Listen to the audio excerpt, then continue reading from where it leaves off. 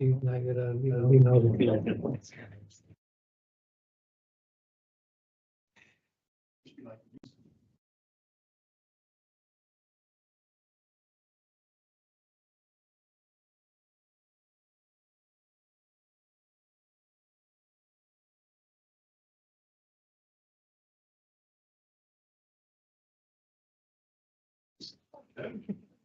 on 7.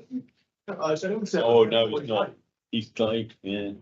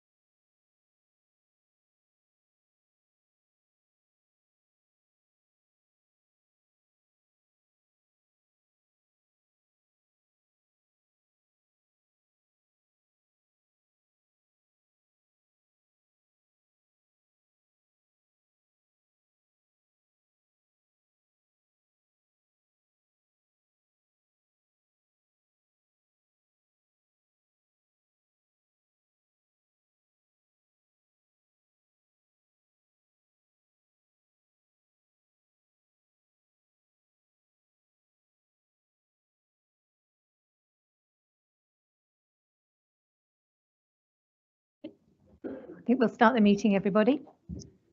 Good evening and welcome to this night's Overview and Scrutiny meeting. It's a hybrid meeting and will therefore take place over Microsoft Teams, and it will be broadcast on YouTube. We don't have any members attending virtually. We do have apologies from Councillor Murtaza, and we have Councillor Wall substituting for him. If I move on to item 2, do we have any declarations of interest? No declarations. There are no matters to be considered in private. If we move on to item 4, the minutes of the meeting held on the 12th of December 2004, to approve as a correct record the minutes. Chair, just I did send my apologies, but it wasn't noted in the minutes. Okay, can we note that? That addition. Yeah. We are happy with that addition? Thank you. Now, I saw one correction actually on page 4, where I think it has the council, when it refers to the referendum threshold for council tax, it's got the social care precept and the council tax threshold, the wrong way round. So just with that small correction. So we'll move on to item 5, the budget strategy and medium-term financial strategy 25-26 to 28-29. We have Councillor Steve Donnelly, the Cabinet Member for Inclusive Economy. Welcome, Steve. We have Emily Hill, the Strategic Director of Resources. Welcome, Emily. I believe that you're going to introduce the report. Thank you. Thank you, Chair. Let me just share my screen. I've just got a short presentation that hopefully just brings out some of the key areas of what is a long and detailed report.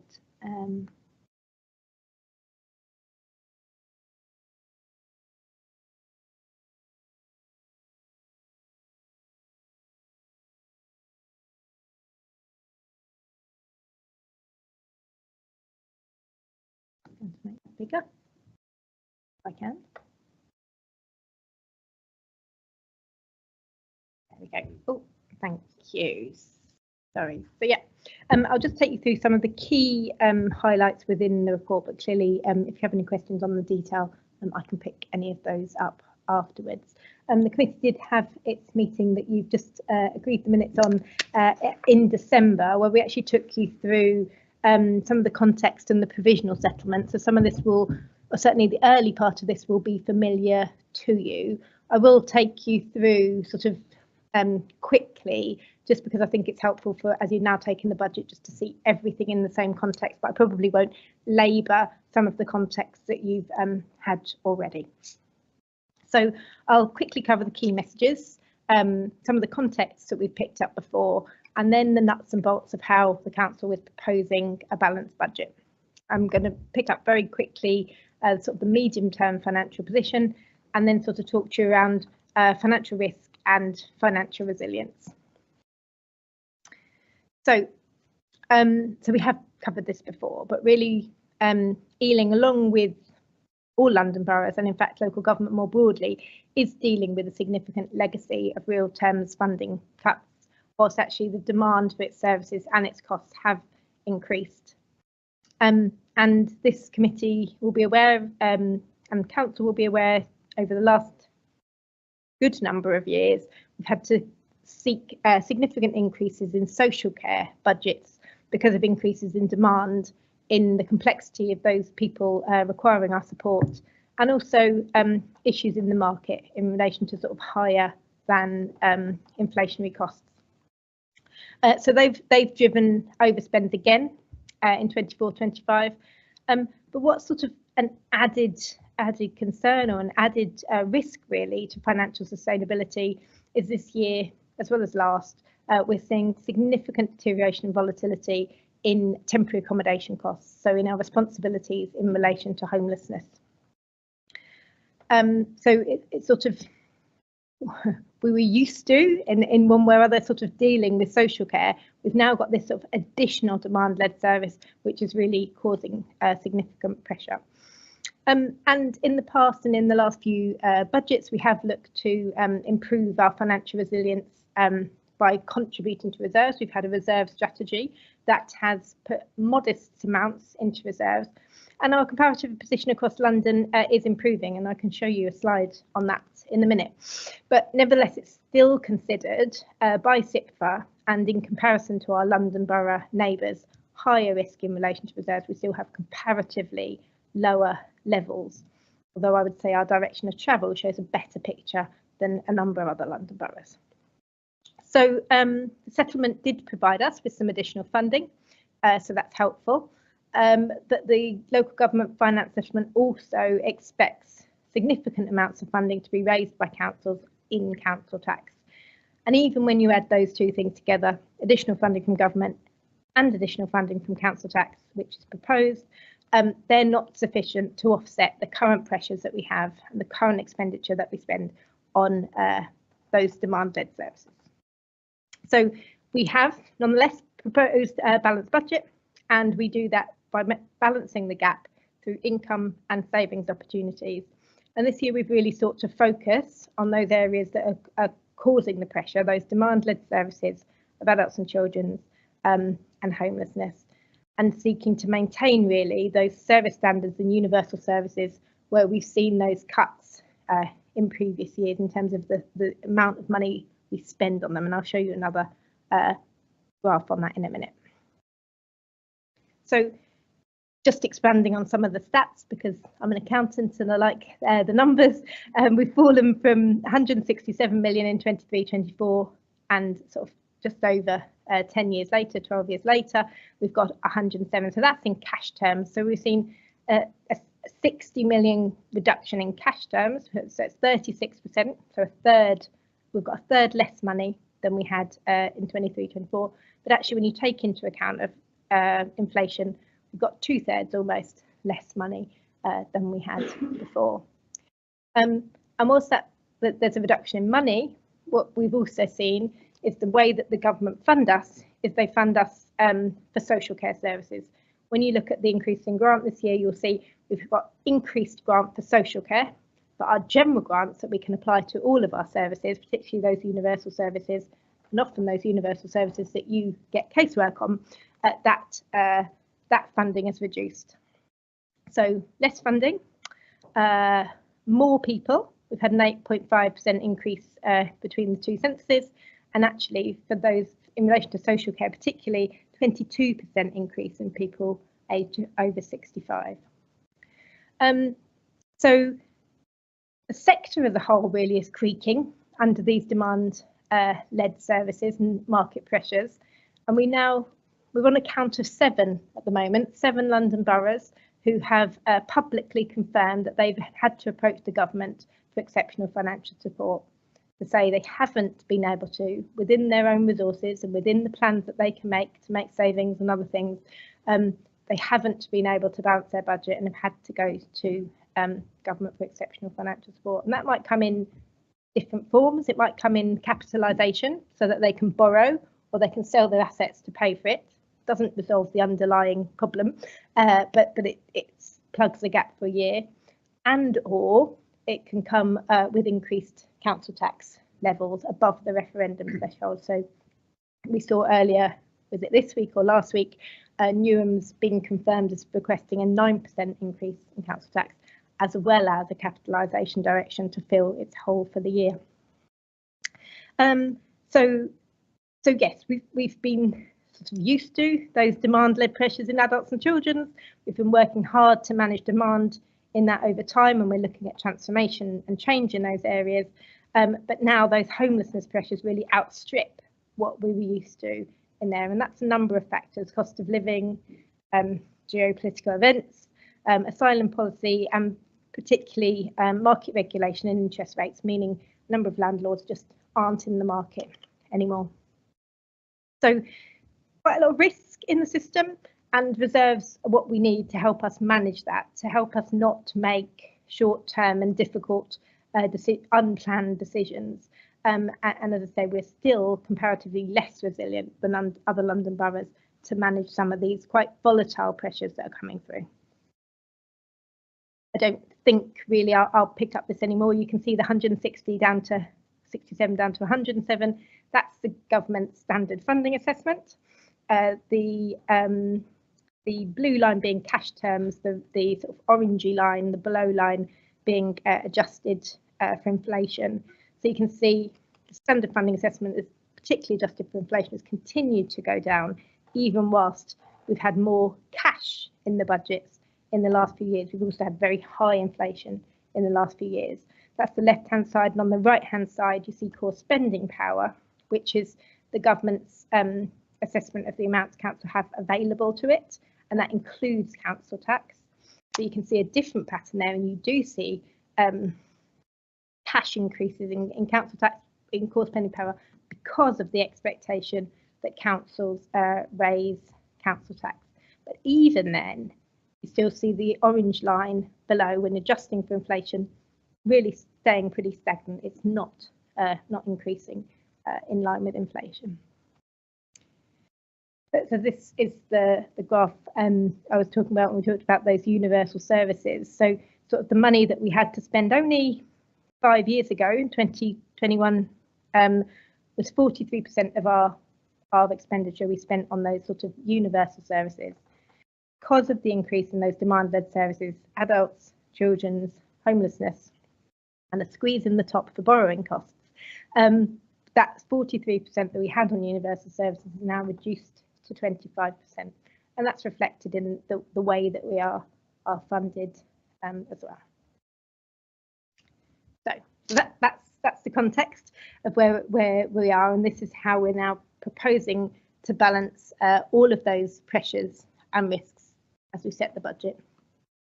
So this waterfall chart sets out, hopefully, what all of those pages in the budget set out, how we have to start at this year's budget, which was balanced.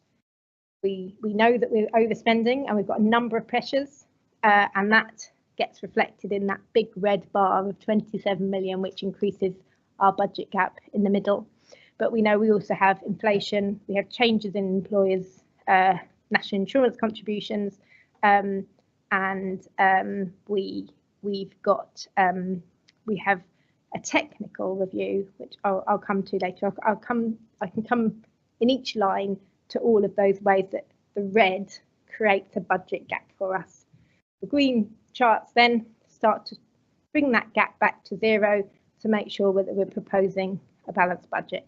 And then in each of those slides, I've got a little bit more to tell you as we walk through, but the details are all again in the report. So one of the things we need to do, unless we're going to sort of start to eat into service standards, is to fund contract inflation and fund inflation through a national pay award. So we've estimated those numbers. There's some risk in that. Inflation went down to 1.7% last September, but it's been rising again since. So we're using a 2.5%. It could be more, could be less. We're estimating the cost of our additional employer national insurance contributions, which has been partly mitigated by grant, which I'll come back to. And then for our contracts, we try to understand which contracts have inflation clauses in them and what inflationary index is applied. And we do that survey to understand which we are going to be contractually obliged to increase contractual costs. So all in all, just sort of standing still with current services and inflation, there's 9.6 million that's going to increase that gap. Technical review is what we call sort of corporate or non-service budgets, and really the biggest pressure here is on our levies. And the thing that's driving our gap there is concessionary fares. Councils pay for the concessionary fares for its residents, and it's based on passenger numbers and an average over 3 years, which have been steadily rising post-COVID. So the cost of our concessionary fares has now gone from 12.9 million to 15.3 million, to 2.3 million pounds difference, which increases our gap and means that we, the council, need to find a way to fund that. We don't have any control over that. That is a national scheme and a London-wide scheme. We just now have to find the money to pay for it, and that's a significant sum. Similarly, an increase in the West London Waste Authority levy with increased costs of disposing of waste. And you'd be quite right in saying that doesn't quite add up, Emily, to 2.7. No, it doesn't. There are some smaller sort of changes in different technical budgets which bring those down a little bit to that 2.7 pressure that you see.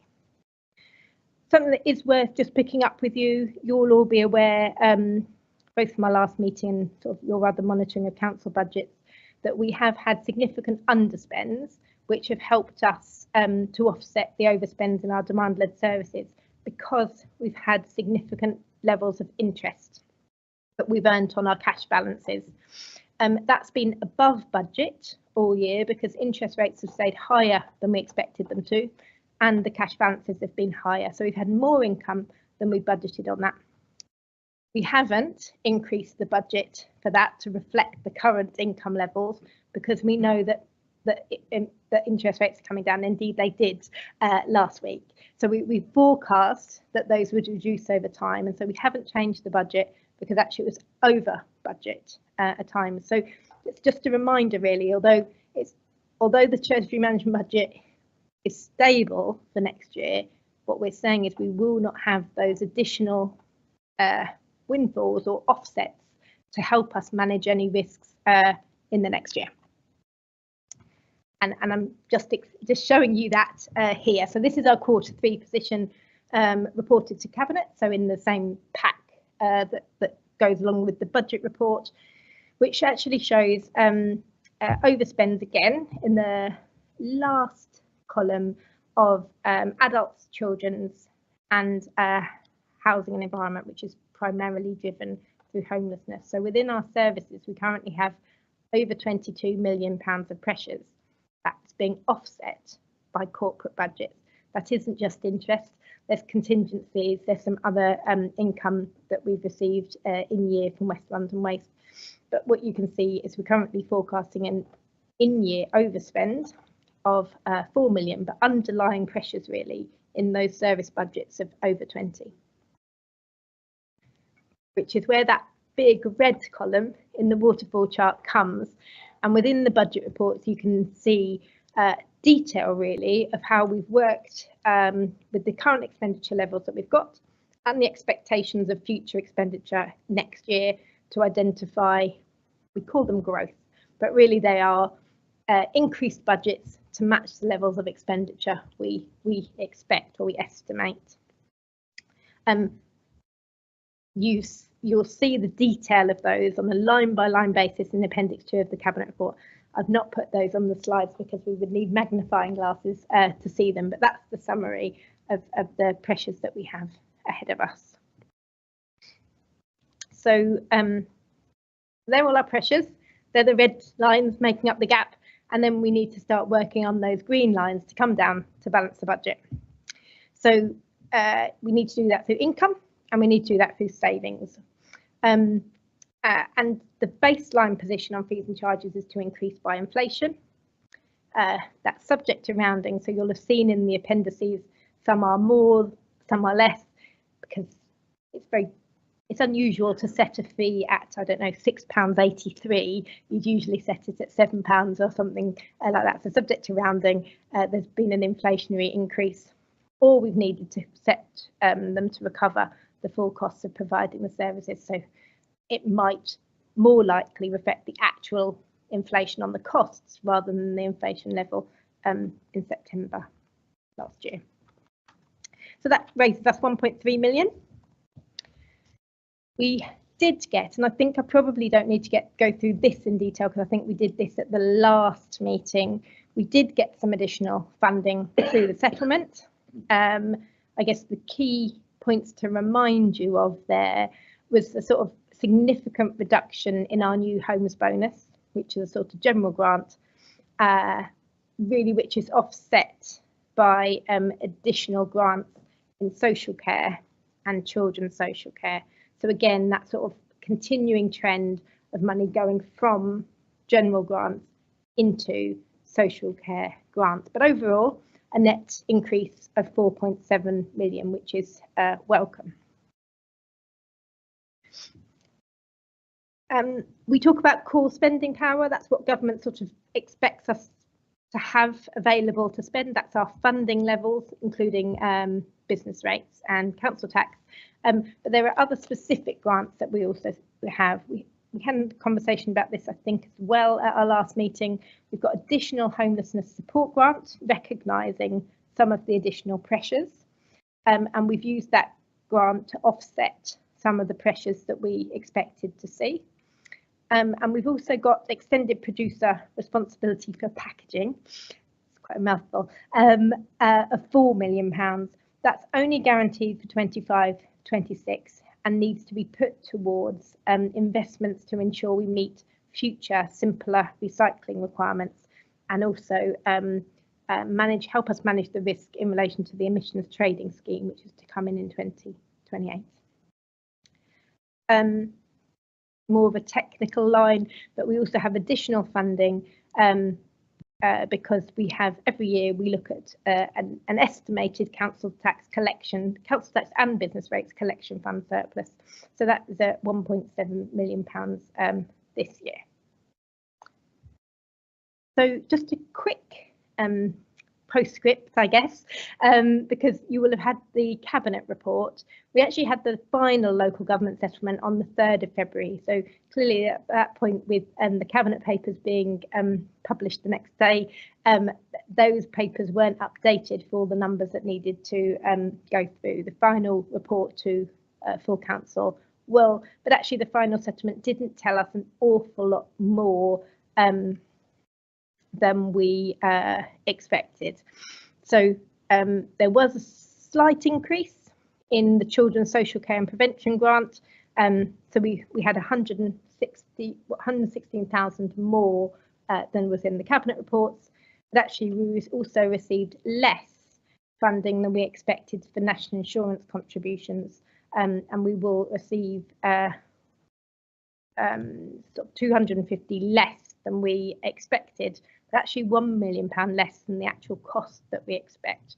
So we haven't been fully funded for the direct employment costs of national insurance. Even more hot off the press, I think this was earlier in the week, the public health grant has been announced, and that has increased by 1.5 million. So that's a ring-fence grant. We can't use that more generally on council services. It's ring-fenced to public health. And so officers are looking at that at the moment to see what we might be able to invest that in terms of prevention that might help us avoid other costs in demand-led services. Again, there's a very detailed set of savings within the Cabinet report, but I've just summarised them there on a directorate basis. And what you see here is a real sort of focus on needing to deliver savings in the areas that are delivering the pressures, that have the pressures. In a way, the budgets in all of those other areas, those sort of smaller universal areas, just even if we wiped them out, they wouldn't be able to deal with the scale of the additional demand in adults, children's and homelessness. So we've had to look and had to focus on those services to deliver the scale of savings that would enable us to balance the budget. So these are gross positions. You'll have seen I put growth in one and then savings in the other. So you're seeing the gross position to understand the pressures and then the work we're going to try to do to mitigate them. And I think sort of lastly, the thing that takes us down to balance at the end is council tax. So that's the other form of income that's available and a political decision that will be considered by full council. So two elements of this, growth in the council tax base. So more houses being built and more people on the with the council tax liability provides us with increased income of just under 2 million. And the proposed increase in line with the referendum threshold and the expectations in core spending power raise us 8.6.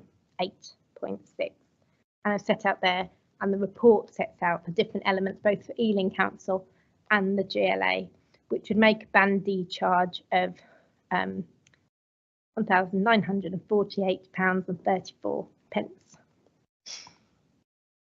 So this is in the packs as well. These are the directorate budgets once you've got the income, once you've got the growth go in, and then the savings come out. So largely you can still see mostly those areas, those demand-led services are still going up. There's a slight expectation on children's, but it stays pretty flat. Part of that is due to a reprofiling of savings that we expected them to deliver this year, but that have been delayed. So plans are already in place, and in Q3 started to see those having traction. And then the medium term, we get through each year, and we have single year settlements, which mean we have to do annual budgets. But as we look forward, we're going to get a 3-year settlement, and we're going to have to make sure we review our budgets and come up with a real medium-term financial strategy. We are assuming no real benefits actually in terms of additional funding. There's a spending review coming, and then there's a funding review. At the moment, I think we'll do well to stay flat. We know that there's money likely to go into the protected services of defence, education and the NHS. That means that actually there could well be or likely even real terms cuts in non-protected services. Whether we manage to sneak in as being a protected service, but we certainly haven't to date. We haven't assumed in this medium-term forecast any further council tax rise other than that proposed for 24-25. So that could also be used in future to move the gap. But it shows here, you know, continuing sort of pressures, particularly as we sort of forecast increases in demand-led pressures into the future. So unfortunately, the hard work isn't over. And within the full council report, you have my personal statement, which is a section 25 statement. So I have a responsibility to consider the robustness of estimates and the adequacy of reserves. And when doing that, I have to consider the risks within the budget, because budgets are just that, they are estimates of expenditure. And what we have to understand is whether we can manage some of the risks and the volatility that might come as a result. So clearly we've made the best guesses we can in inflation and interest rates. Clearly they could be better or worse. And what we have to know is that the council is going to be able to manage any unexpected increases in volatility in those.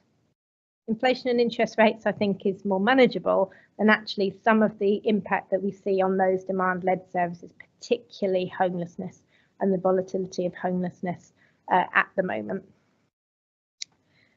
And you saw pretty chunky savings in those demand-led services. We've got some good and some new ideas and some new plans for change and transformation and review of placements and purchasing of placements. But actually savings are pretty hard to deliver.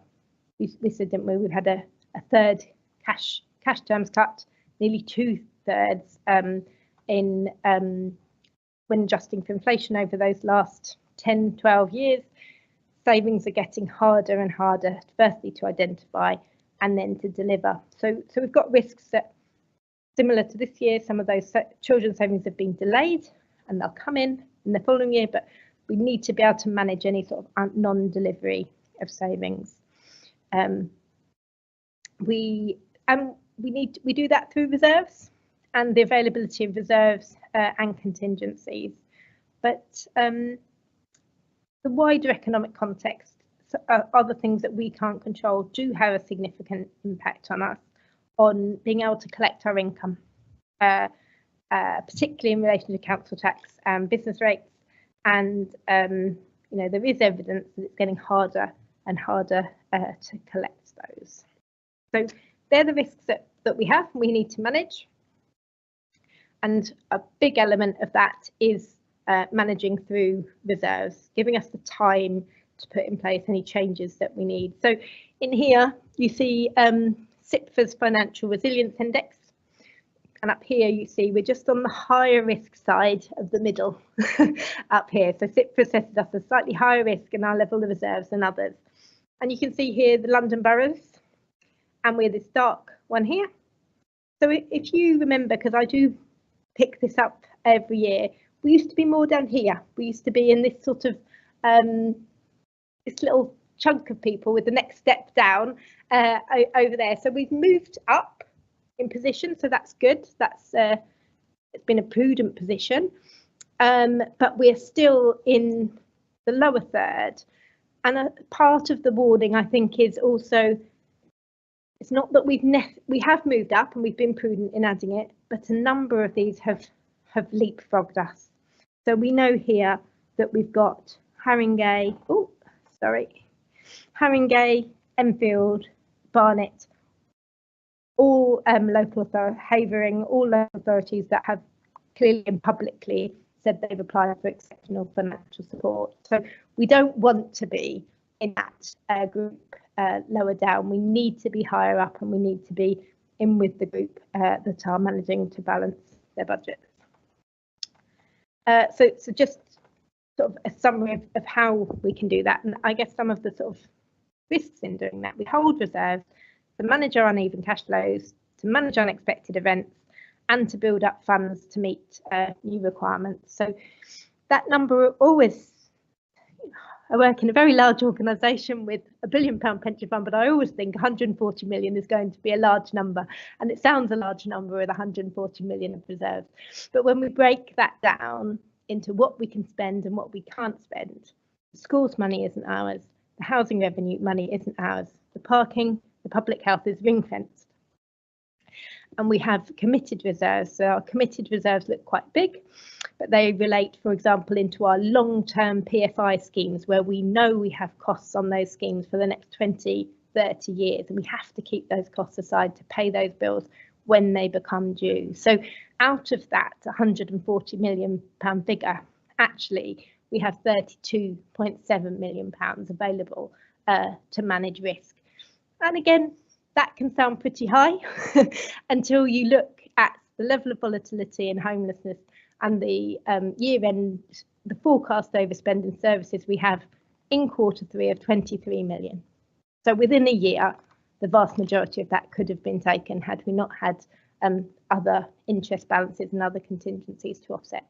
Of course, if we hadn't had those, we would have taken different actions. But what I'm trying to explain here is the level of volatility is more than I've seen in my career in local government. That sort of level of reserves that we said we keep for a rainy day now needs to be even bigger than we always said we needed as a savings account, because things can move so quickly. As we said, we saw those ones leapfrog us from reserves, higher reserves to lower reserves, and now they're talking to the government for exceptional financial support. So this budget does include that continued modest contribution to reserves of 3.5 million to try to continue to strengthen that resilience and help us manage that volatility.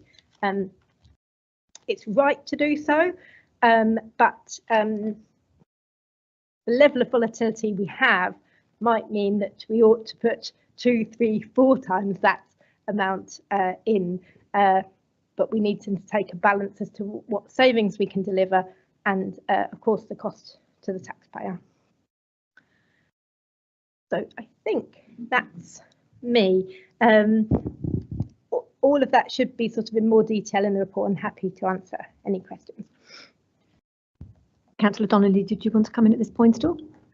Thank you. Thank you, Chair. Just a few brief points. Obviously, Cabinet and full Council will have the full political discussion on this, but just in terms of not being an accountant, a slightly different, my perspective from the legal standpoint.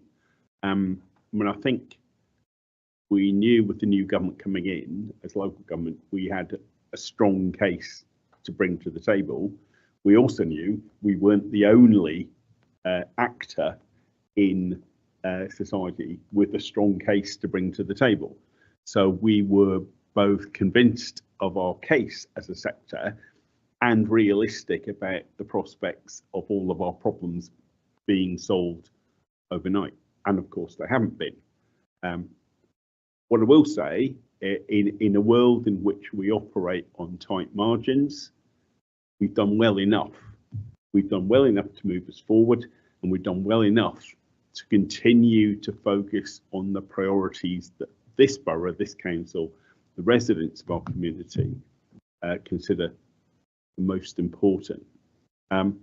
We knew that the new government coming in July would not have time to move immediately to a 3-year funding settlement.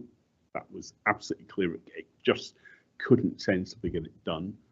But they have absolutely put not yet their money, but certainly their consultation document where their mouth was. And we are in the process now of working towards the 3-year or multi-year settlement from 2026, 27. And those who recall that I used to disparage the term medium-term financial settlement as used in local government every time I used it.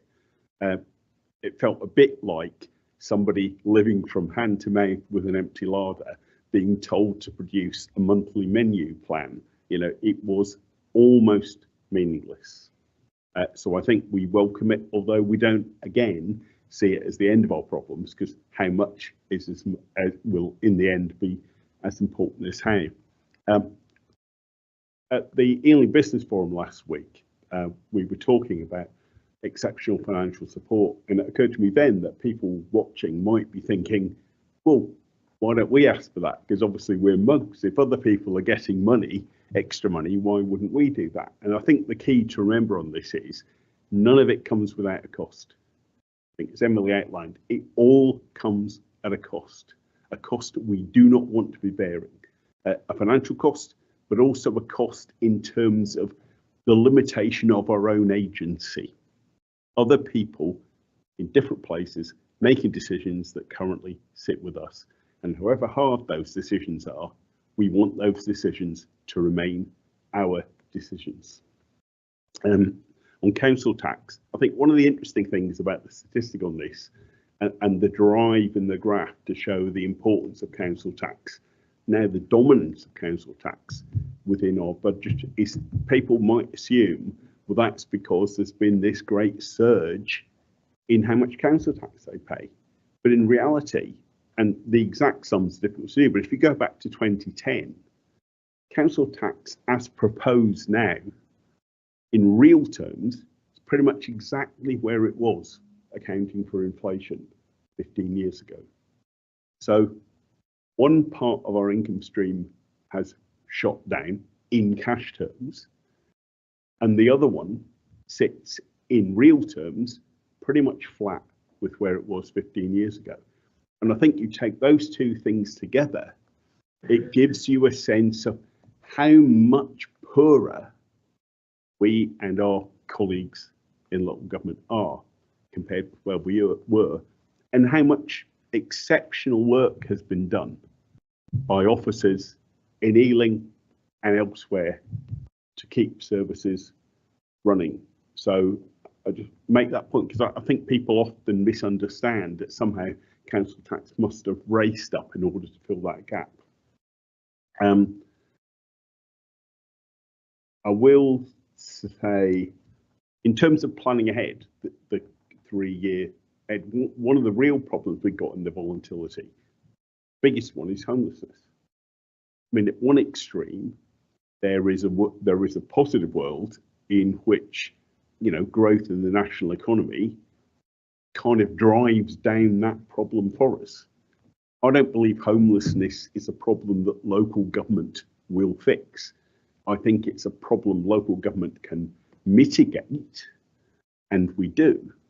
But ultimately, having people with the money in their pockets, in their bank accounts, to afford to buy, to rent decent homes is what resolves it. So we don't, you know, how that graph will move over the course of the next few years is impossible for us to say at the minute. One thing I think we talked about at the last meeting, which was in the ether, was how much we get of this new recovery grant, which the government introduced. And this was one that Emily was particularly exercised by because there was nothing to go on at all. And you'll have seen we got a little over £1 million, which was more than some thought we'd get, less than others thought we'd get, but gives us a kind of view that we're not seen as by government as so flush with money that we needn't be taken into account in calculating future allocations of grant funding. Because in the 3-year model, how the government, the new algorithms that the government uses are going to be critical in determining how much comes our way, how much goes to other people. So I think that's quite important. It was moderately good news in that sense. And on reserves, Simon said there are limitations to what reserves can give you, but without them, you really are exposed. I suppose the analogy I came up with last week was you've kind of got responsibility to make sure you've got fire doors and sprinklers. But if a Hollywood forest fire rages outside, you know, you're not in a position to resolve that yourself. That is a bigger picture infrastructure thing. So we make sure that our sprinklers and fire doors are sorted, and how we approach that over the course of the next 2, 3, 4 years, as Emily says, we will need to take a sensible view as to the appropriate levels. And I think I'll leave it at that for the moment. Thank you both. I'm going to open it up for questions from members of the panel now. I'm just proposing that we allocate until about 8:15 for this, if that's okay with the panel, because we do have another item as well to get through. So hopefully that will be approved. Okay. Councillor Hamidi. Thank you, Chair, and thank you, Emily and Stephen, everybody, all the officers for this report. I know how hard you guys have worked on this. My question is, in terms of our collection fund, what is our current percentage? And the second part of my question, how well have previous savings been achieved last year?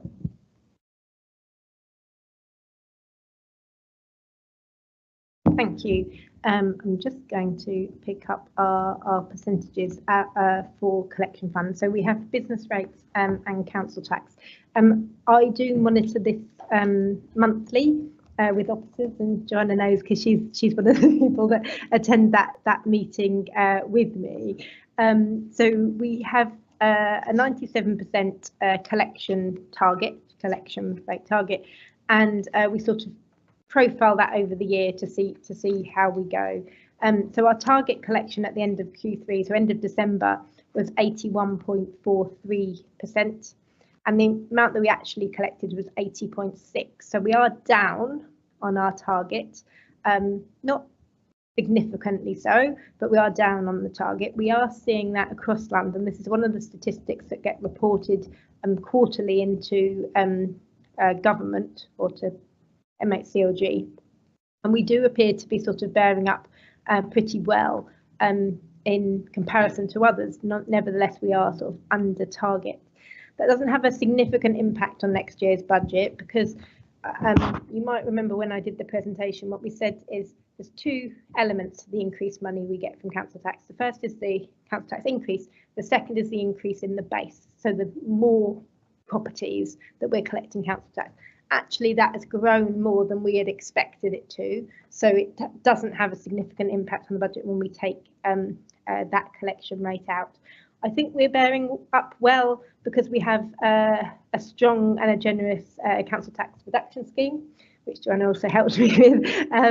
But one of the things that we actually have noticed is, you may remember, or you may with your own council tax bills know, generally the historical treatment of council tax bills that where people would pay over 10 months and then you didn't pay for the last 2 months.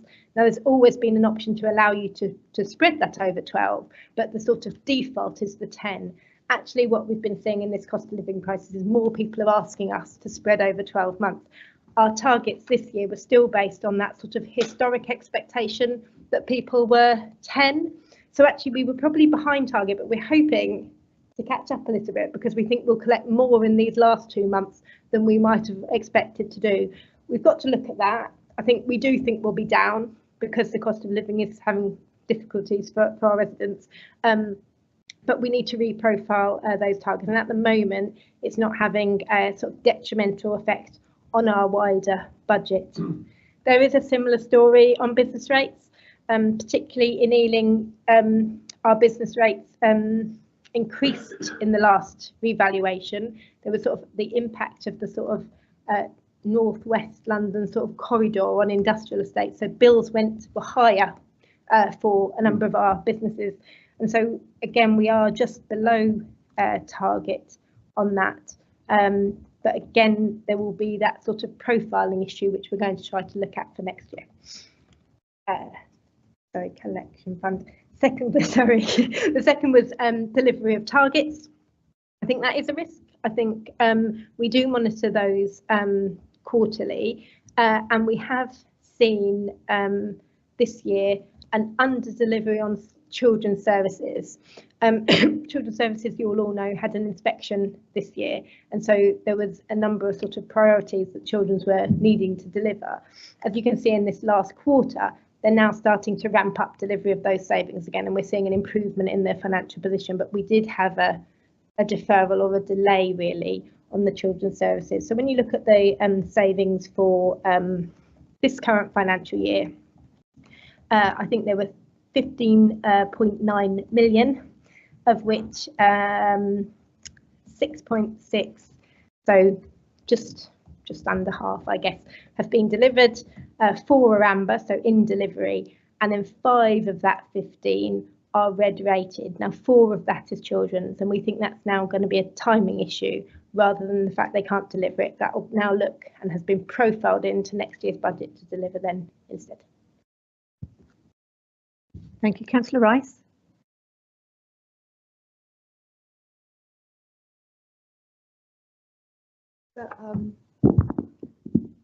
I suppose because looking through the paperwork, there doesn't seem to be like particular things mentioned or kind of specified as to where we're going to make savings. Maybe there's been more plans coming later on as to what's really happening. And one thing that on that point, and it's of interest to me, is looking at the special needs education. Now, to me, this is going to be quite one of the key things. That obviously this is a huge problem nationally in terms of the increase in demand and the issues it's causing. So it doesn't really. I mean, it doesn't really kind of like elaborate too much on what's happening here in Ealing on that point, but it does point us towards the government report, support for children and young people with special educational needs. So I've had a look through that because I'm doing some work with special needs at the moment, with a bit of casework just outside of London at the moment, and then just seeing the kind of recommendations there. I mean, it just seemed like it's a real hopeless cause in a way, because the increase is going up. We don't really understand why there's the increase in demand. And what we're going to really do about it. So I'm just really wondering about what kind of discussions that we're having at the council to have a look at maybe more kind of preventative measures in order to maybe see is it more cost effective, for example, to have more additionally resource provision ARPs in our schools, rather than have to deal with the fallout of when there are issues. Because the case that I'm dealing with outside of London, you've got a problem where a poor kid with special needs, he's actually been attacking other children and teachers, and there's just nothing in place to look after him. And you're just wondering, well, if we did more preventative work, then could we tap into that earlier and help him, perhaps with a sensory room, rather than having to pay for lots of extra members of staff to look after him. So I'm just wondering about that. And there's also just one other question. I did have a couple of other points as well, but I could perhaps go through. I'm just wondering about as well, it comes out to council tax, and I'm looking at there's the empty homes premium, just how effective that has been, because I see that we keep increasing the amount of the premium over the years, just seeing how effective that's really been in achieving our aims. And also in the schedule of fees, a couple of points that I may raise.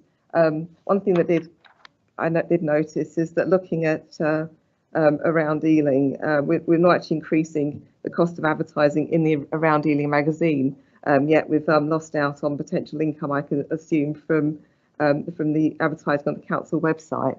So I'm just wondering really what's the logic there. We are losing income there potentially, but we haven't even increased adverts in Around Ealing by the rate of inflation. And there's also just one other point on page 32 of the schedule of fees and charges, that there's a parking permit for the annual religious permit at £200, and there's also another annual religious permit at £3,000. I just actually wondered, do you know at all, please, what that refers to? Because it doesn't actually differentiate one from the other. Thank you. Thank you. So you're right, there's not a lot in the budget schedules in relation to special educational needs.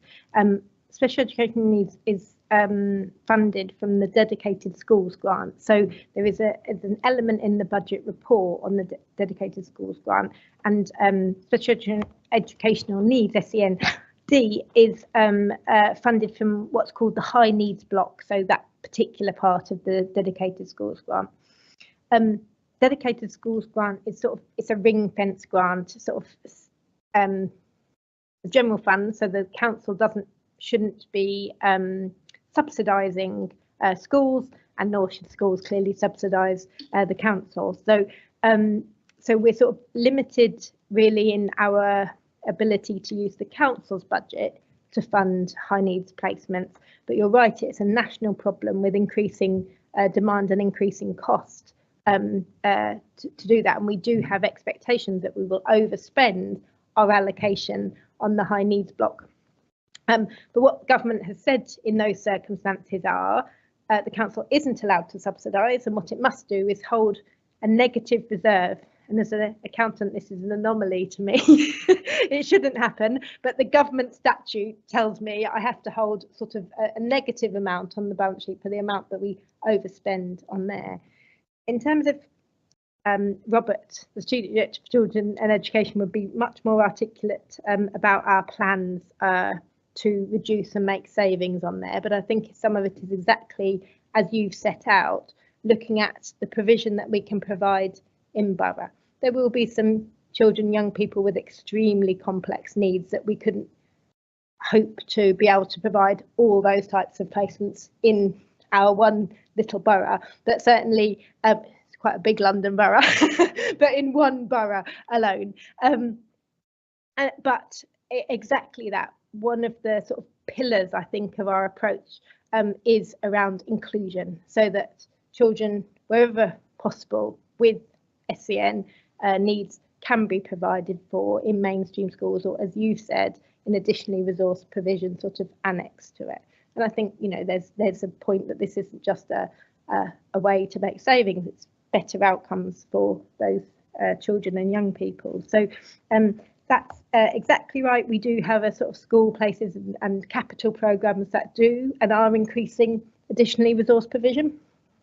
So we will continue to do that, but certainly that sort of national picture, as you say, more children, young people coming in. I think we're seeing some additional demand, particularly in relation to speech and language post-COVID, because there were a lot of children in those times that just weren't able to communicate the same way as others have been able to grow up in those times. So it is a national pressure.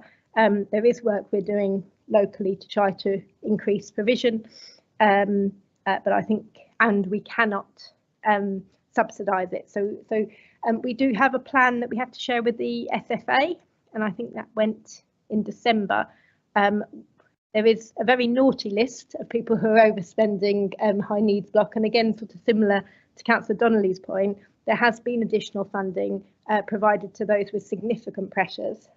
But we to date have managed comparatively well, but it is getting more and more difficult. Council tax empty homes premium. I'm not sure that particularly on my side we sort of track what has not become empty as a result of sending a bill. I was just trying to find, as you talked about, I didn't get there quite in enough time. We have about 395, so 400 empty properties paying that empty property premium. So we identify them and we bill them and they pay. So we're creating revenue. I'm not sure if that is enough incentive for people to get them into use, but we apply the premiums that we can. But this is the maximum we're allowed to apply, so we're doing what we can in those. Advertising, I don't know the exact answer, and we can find out and I can get somebody to respond to you. My view would be on the advertising, what we do is where they're commercial rates, what we have to do is match the market. So if around Ealing is higher than, trying to think of another sort of local paper or another Ealing Gazette, then what they will do is they'll put their advert in Ealing Gazette, not with us. So in a sort of commercial, in that kind of service isn't really a sort of public service, it's a sort of commercial service. What they'll do is they will look at comparative amounts and say, actually, the pricing of this needs to be taken into account. As to your very detailed question on £200 and £3,000 on annual religious parking, I don't know that I haven't been able to quickly pull it up on my scheme, see if I can work it out, but we will respond.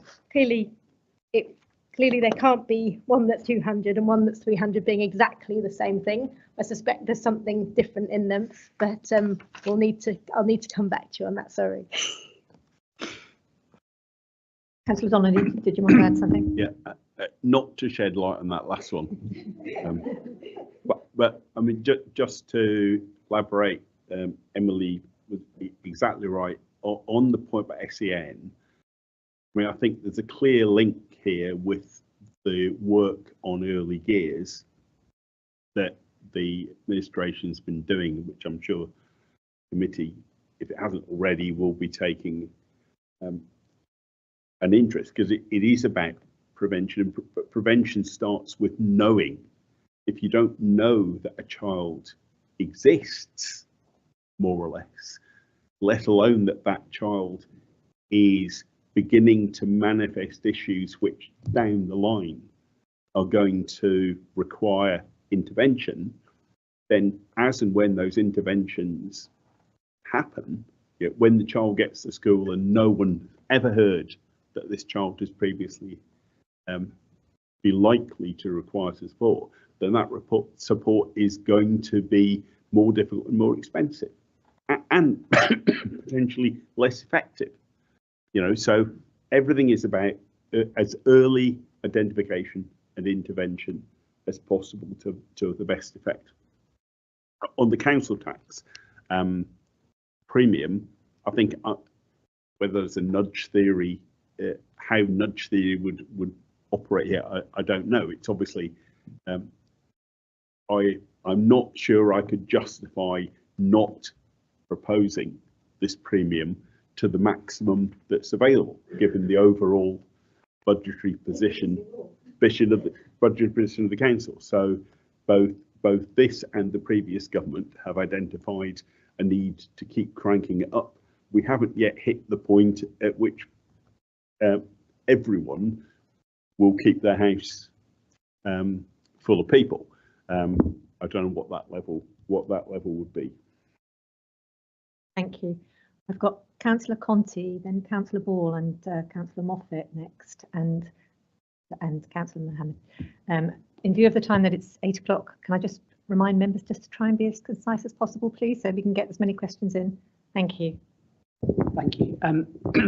On the sort of filling the gap this year was obviously, I think it was 11 million on the money that was generated from the extra interest, and I think on reduction in or reduced an £11 million gap was filled with lower than expected borrowing and higher interest rates. And I know you mentioned obviously in the following year, we don't know what that's going to be because some of that money's been spent, interest rates are coming down, etc. Obviously, that played a big role in plugging that gap this year.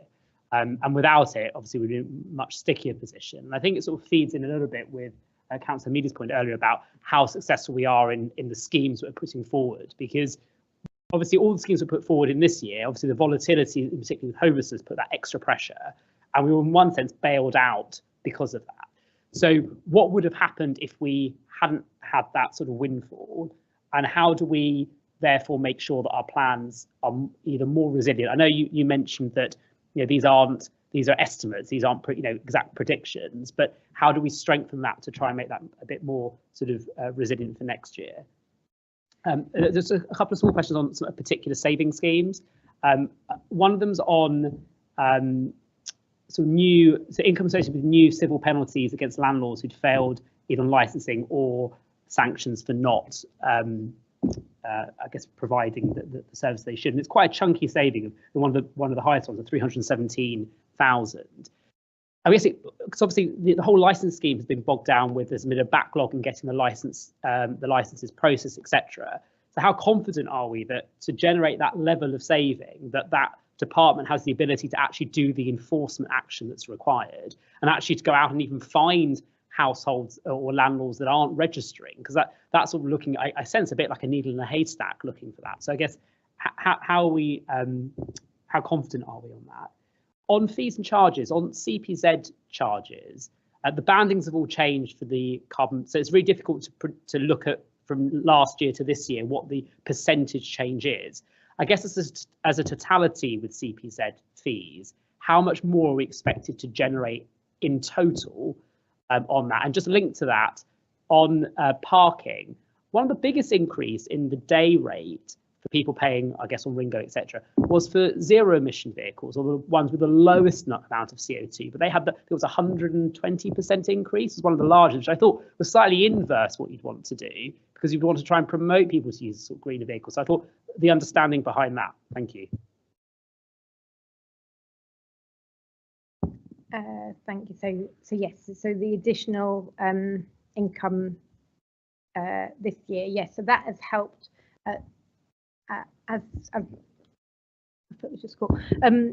Has helped because we have had that delay in the delivery of children and adults, and the point that you sort of make around sort of the confidence, I guess, or the sort of resilience in being able to deliver those savings, particularly in adults and children. So I said what we've had to do is look to adults and children where the pressures are coming to also make the savings. I think we've sort of changed the approach there within this last year, particularly children's post-inspection and adults.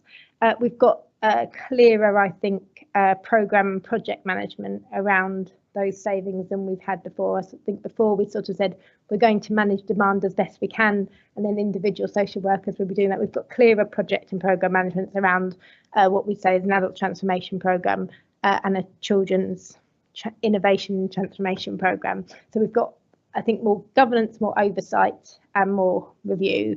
Councillor Donnelly and I see now those demand-led services on a monthly basis rather than a quarterly, because you don't have time to make many changes if you're only meeting four times a year. So I think we've got better governance and oversight of those now, and so more confidence in the planned savings than we've had in previous years.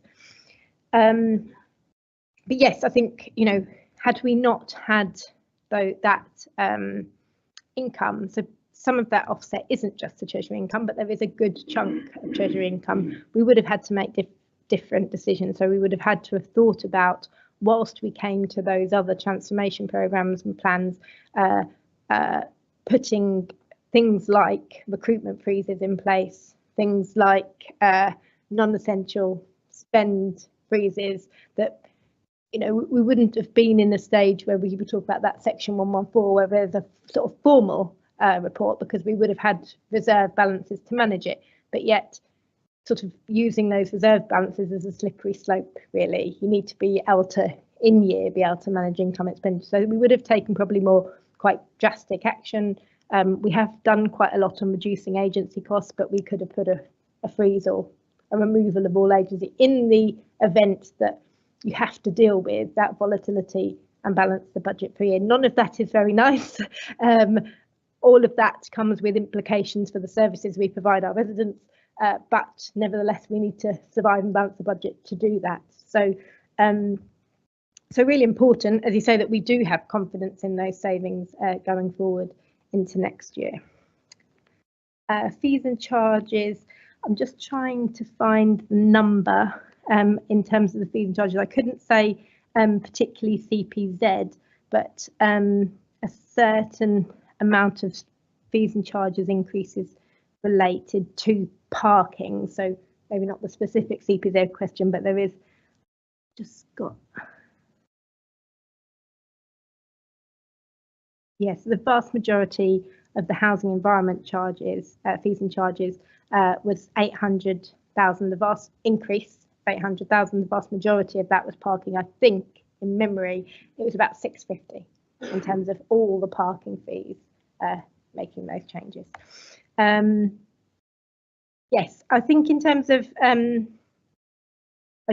probably am not the best person to sort of explain the rationale behind the zero emissions charges.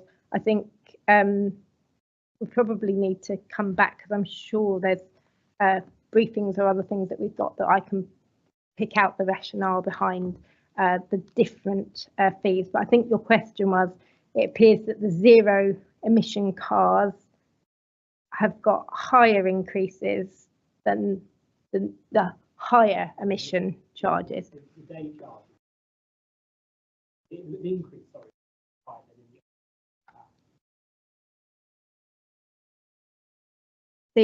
That's not. So I've got an analysis that doesn't show that. So I'm not sure if, so below, there wasn't a zero emission banding before, I don't think, and the new zero banding, I think, rather than get caught up in it and at the time, I've got a comparison actually that I can send you, which actually, like you say, because they're on different lines and they're new things, it's not easy to compare line by line, but I have got a comparison that Service provided me for another question that I've had, so I can send that on to you. Oh, sorry, and you also had the question about the licensing and enforcement. So I think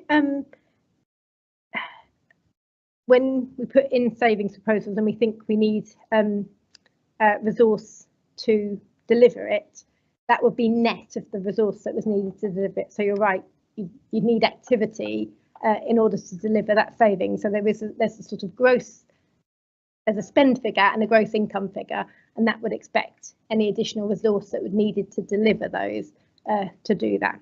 It's a new requirement, not a requirement. It's a new charge that's only just been available. So whilst I think you're talking about sort of performance in the current legislative framework, this is a new enforcement action that's available to us this year. So it's, you wouldn't necessarily use the prior year performance as a indicator of what we might deliver in the future. Thank you, Councillor Ball. Yeah, thank you, Chair. I want to explore the chunky savings that Emily mentioned in Appendix 2. Clearly, you know, the incoming government hasn't waved a magic wand, so there are significant cuts that are needing to be made. We've got SO 8, which is saving $1/3 million a year on children's centres, and SO 1, Adult Social Care Transformation Programme, 7 million. So that begs the question about whether you can achieve that without closing adult day centres. We've still got the FAQ on the website says Michael Flanders isn't closing, and you're not looking to merge Cowgate Centre and Michael Flanders. So how can we achieve that quantum of savings in that programme without closures? So is there a need for more honesty with residents there? And then the other unrelated question is on homelessness. I was concerned about Councillor Donnelly's comments there that it seemed to be, when the economy gets better, then people will be able to afford to rent and buy. But the gap for many of the families at the moment that are in temporary, it's enormous gap.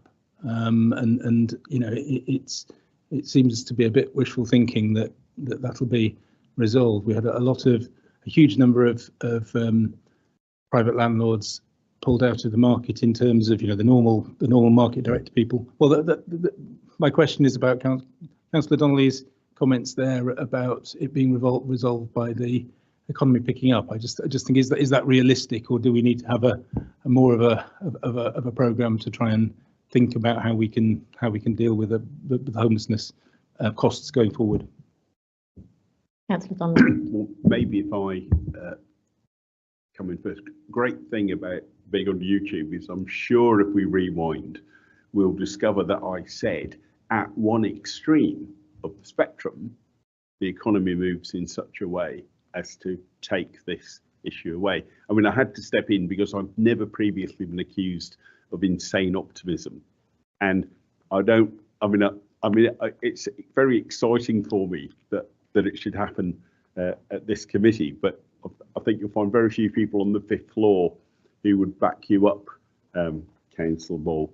On the other issue, I think the committee's aware that we are consulting around how best to deliver in 2025 and onwards services that we have been delivering according to a particular model, chipped away at kind of happen chance over a period of years, and to see how we can, for example, we talked before in terms of early help for vulnerable children who will go on to have worse lives at a higher cost to us if we don't find them early. So that consultation has been a real consultation. It is a real consultation around the delivery of adult social care, and particularly for those with dementia care or the other people that we help. That is a real consultation, and the outcomes are for the purposes of improving the service that we provide. Now, but as Emily said earlier, we've had to lay it out to the big demand-led services that we will part fund the investment for the future. The rest of that funding lies in their hands by applying their minds to redesign the services that they provide. And if I'm candid, that hasn't always been the case in local government. There's been an expectation that overspends are simply funded and that we move on with everything we had before and everything that we're going to do for the future. And it's absolutely evident, I'm sure, to everybody on this committee that the graphs don't support a continuation of that approach. And the services understand that. And they're very excited. They approach the task of looking afresh at what they do and how they do it with a considerable degree of energy and professionalism, and how that plays out to a new design, we don't yet know, but I can tell you that it's not been done, being under the cosh from me or from Emily. It's being done because there's a realization that an opportunity has arisen to provide a better service, and I'll leave it as limitedly political as that, Councillor Ball.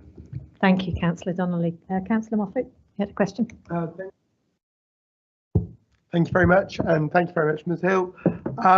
The Bank of England has cut growth rates quite significantly, well, half them for next year. Does that, allied to the increase in employer NI contributions coming in for the next financial year, lead to a risk to our collection rate for business rates in particular?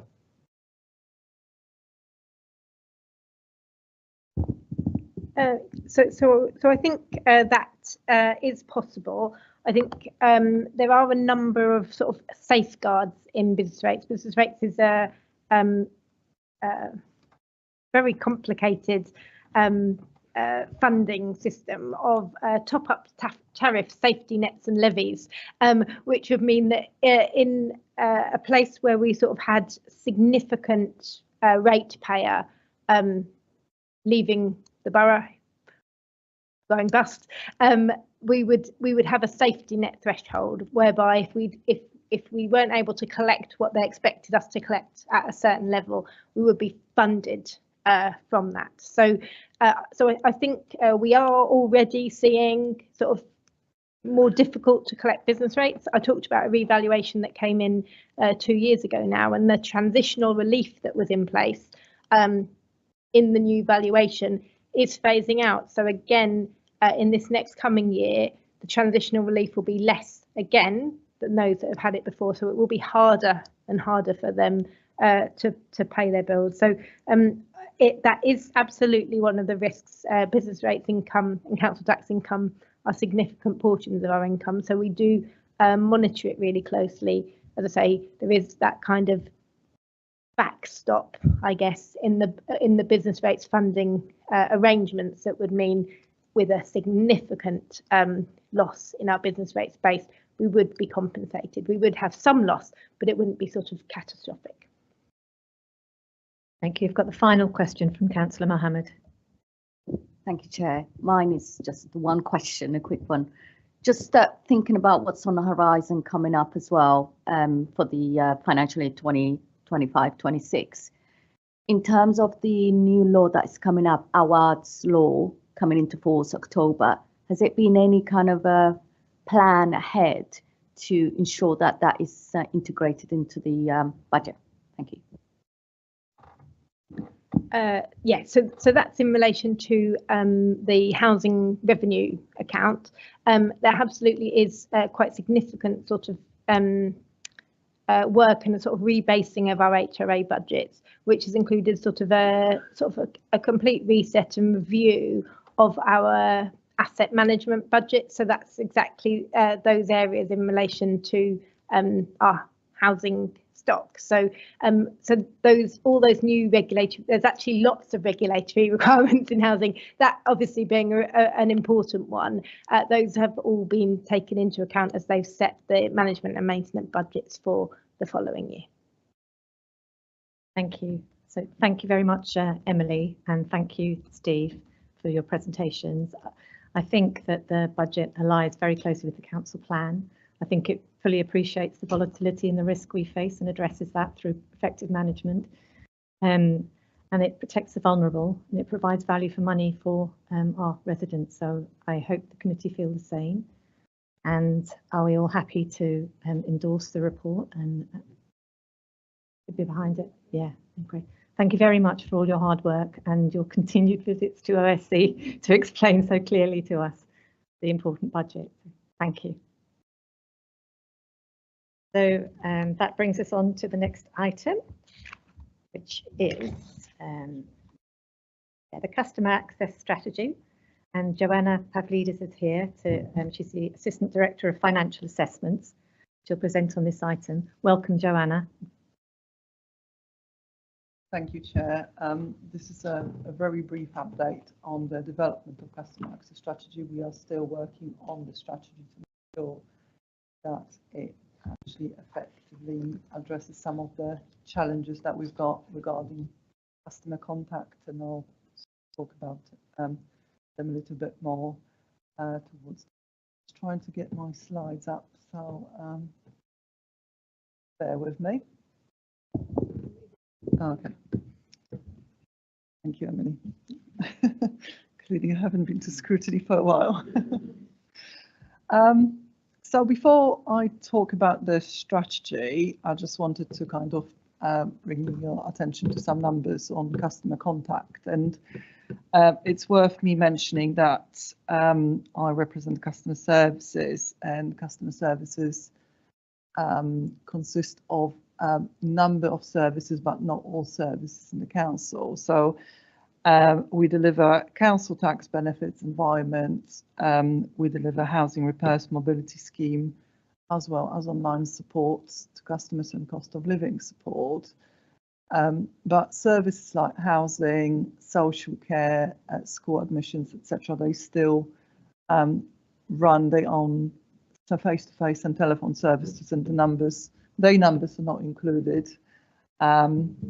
And I'm sure if we included their numbers, they would have been much greater. So, in terms of online services, since they were introduced in 2021, I believe, the take-up of services has been really good, with nearly 254,000 registrations online and my account, over 500,000 customer contacts, and over 300,000 payments made. So that has been really well received and is well utilised. Despite that, our telephone lines are continuing to be quite busy, and in the first 3 quarters of the year we answered 225,000 calls.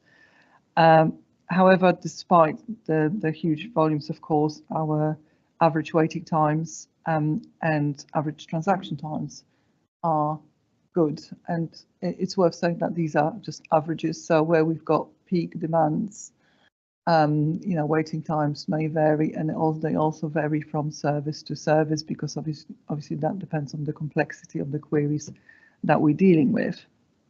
In terms of the web chat, and I think we're very excited about this, we launched the web chat, which is a new service at the end of last year, and this is the data that covers only 2 months, the first 2 months of running the service.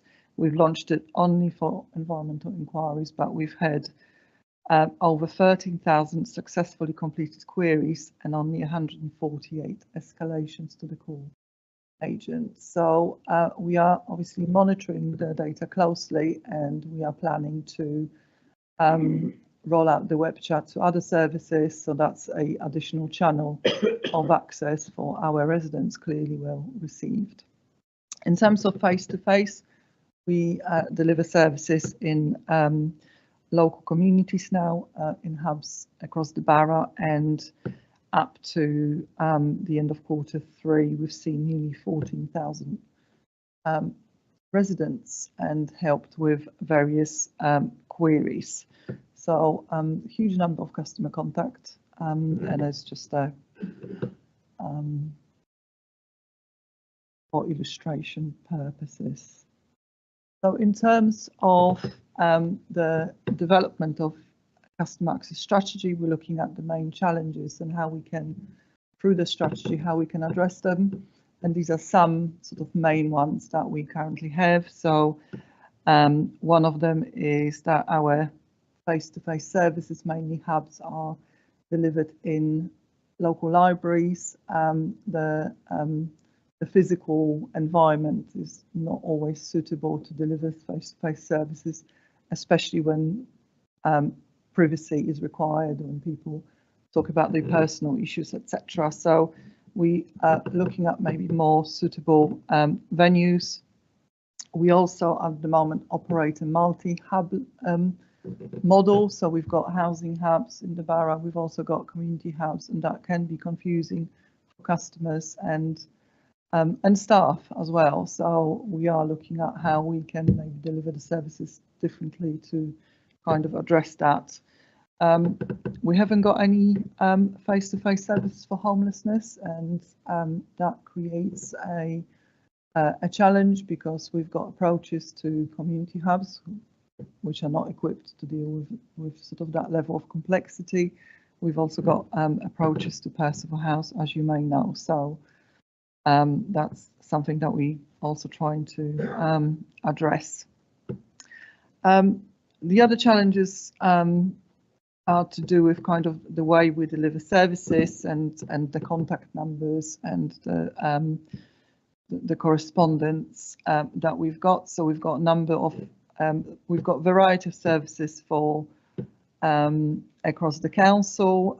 There's high number of different contacts numbers and email addresses published on the website. Some of them are not manned on a regular basis. That obviously leads to customer dissatisfaction, delays in responses, sometimes even service failures. So again, we're looking at how we can resolve that. Different departments, we've got large number of outgoing correspondence. Again, as officers, sometimes we don't appreciate that we use a lot of jargon. Customers don't understand, that creates a lot of queries. So we are going to try and address it through the strategy. So these are the kind of main challenges that we're facing, we're trying to address.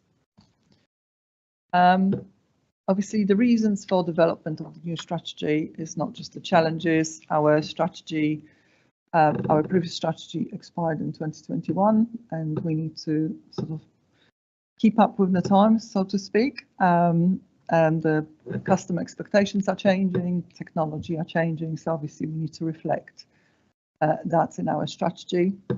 Also, through the COVID and cost of living crisis lessons, we know that single service approach doesn't always work. So a lot of customers approach us with complex queries, and we need to be able to address those and try and resolve queries at the first point of contact, rather than signposting people, moving moving people from pillar to post. So we're trying to address that. Obviously, we've got various channels of access to the services. We need to constantly review them to make sure that they are accessible to all residents, including those with disabilities, and language barriers as well. So these are the kind of reasons that why we need the new strategy for the council. To help us focus on and to help us shape the strategy, we've adopted 5 principles. And one is, the principle number 1 is we will listen to and treat our customers with respect. And we want to sort of embed this culture of customer first culture with all staff. So that goes for front and back office, having responsibility for providing excellent customer service to all our residents. Principle number 2, we will keep customers informed on progress. So I think as a council, we should be publishing and complying with our service standards, so the customers have got clarity on what level of service they can expect from us, and if there are any delays or issues, then we should keep customers informed. Principle number 3, we will aspire for customers to only tell us once.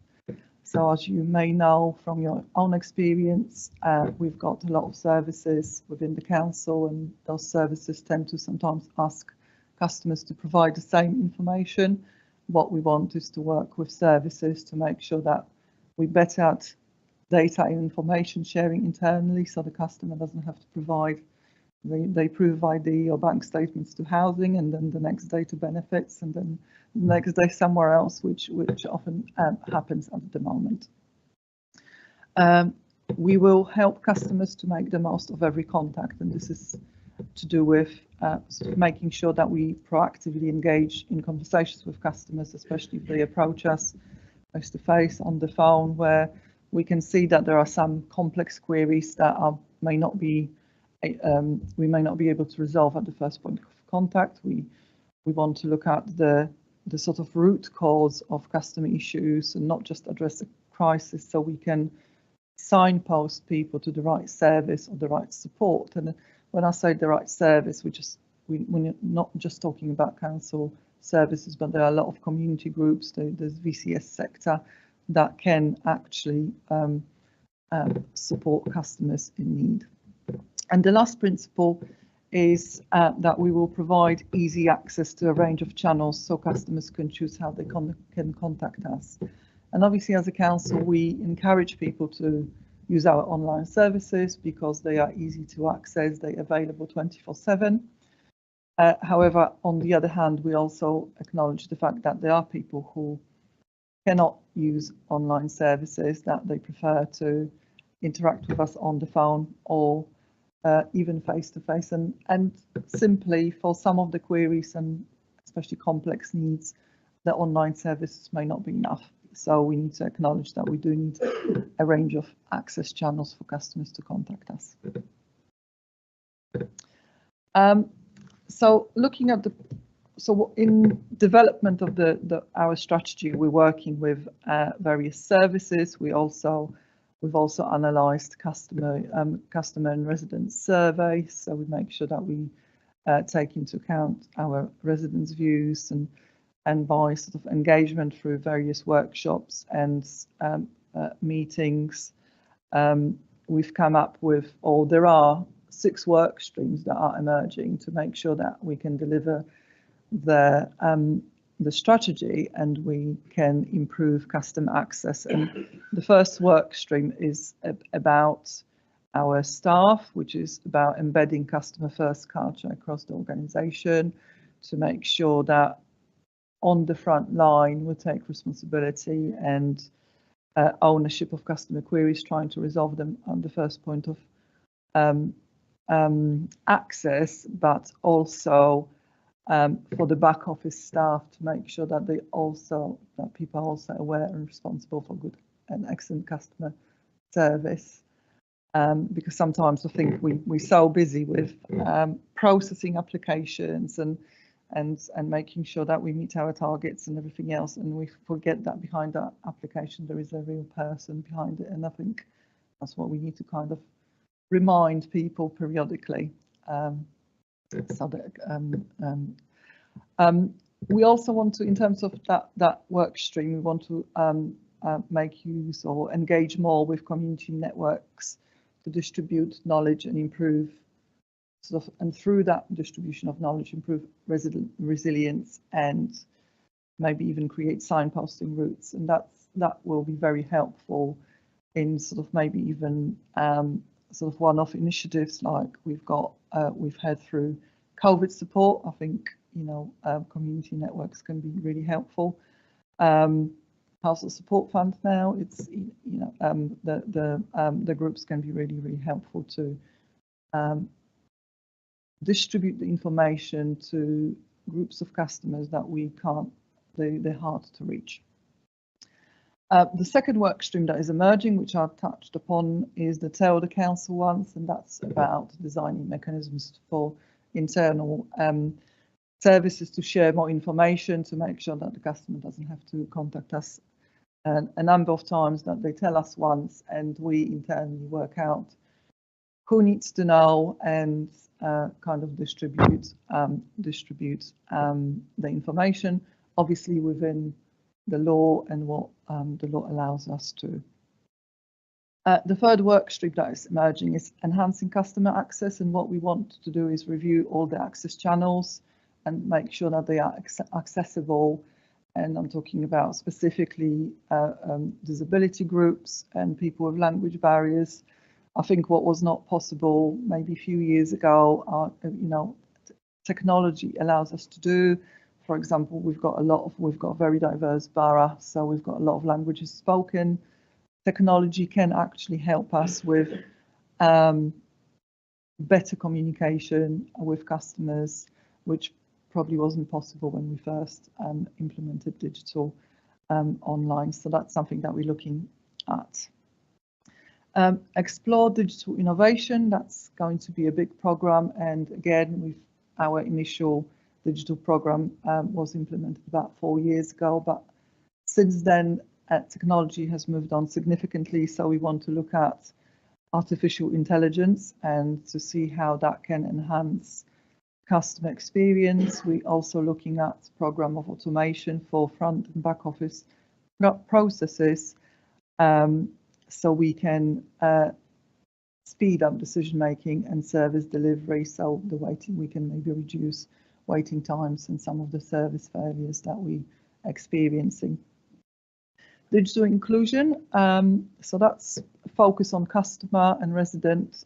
We know that quite a significant number of residents are online, have got access to data, have got access to hardware, and have got, most importantly, the skills to access that online. But there's small groups of people that still don't have that, and under this work stream, we want to identify what support we can provide, and we not just thinking about the council, but working with community voluntary sector groups, looking at what we can provide in terms of support, upskilling people, for them to be able to interact online, and also for those who can't afford it, how can we make it possible so people have got access to devices and data. And obviously, whilst we're doing that, we want to proactively promote online services as well, so people have got that convenience of accessing services, not just 9 to 5, but 24/7. And the last work stream that is emerging is around data insight and demand management. I think as a council, there are areas where we collect data very well, but there are areas where we probably lack data in terms of customer contact. What we need to do is bring all the customer contact into one. So as a council, we can understand how customers access our services, and you know, who and when accesses service online, you know, phones, face-to-face, etc. I think once we've got a holistic view of the customer access, we can then use that data to better understand customer needs, better understand customer behaviors, but also maybe reduce some of the customer contacts and service failures as well. So yes, so obviously the aim is to use the data for more sort of decision making than we do now. Another project that I wanted to mention and bring to your attention is our customer connection project, which is underway, and it's part of a bigger agenda, our Connected Communities agenda, and it considers the connection between the residents, the council services community groups, and our voluntary sector, and how we can jointly deliver services for better outcomes. So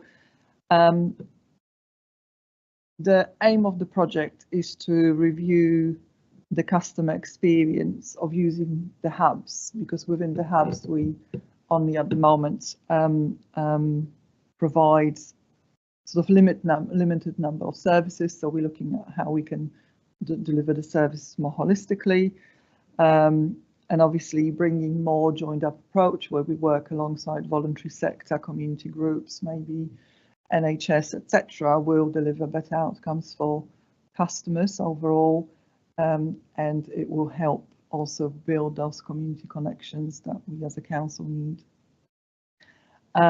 So there is a sort of a model of a future hub emerging, and I wanted to present that. So that's the sort of model of a future hub that we would like, how we would like to deliver services. And in the circle, in the core, we've got the core services where our customers approach us with queries most. So we've got our housing and homelessness, we've got the council tax queries, benefit queries, digital support, etc.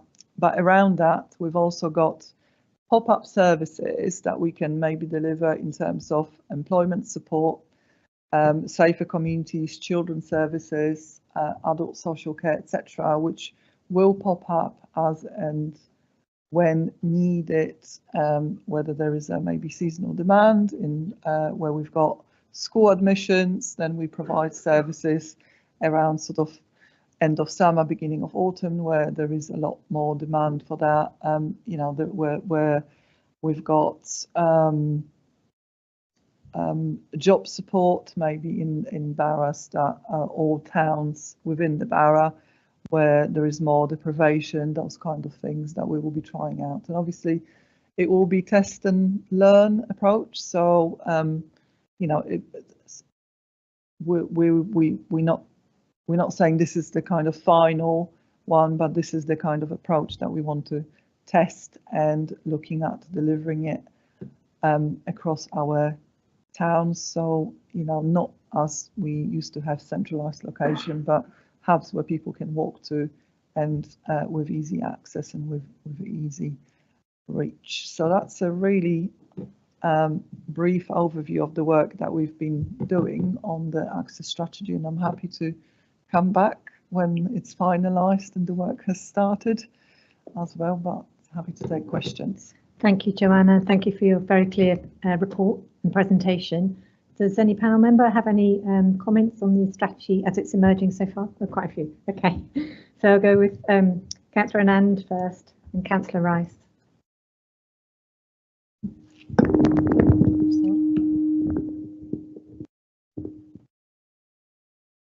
Hello, thank you. Thank you very much for the presentation. It was very informative. In fact, on paper, it's perfect. But on a practical side of view, as a councillor, I can see that there's a lot more that needs to be done in communicating what we want. We've got a really good presentation, and on paper, it's showing that we really want to communicate with the residents.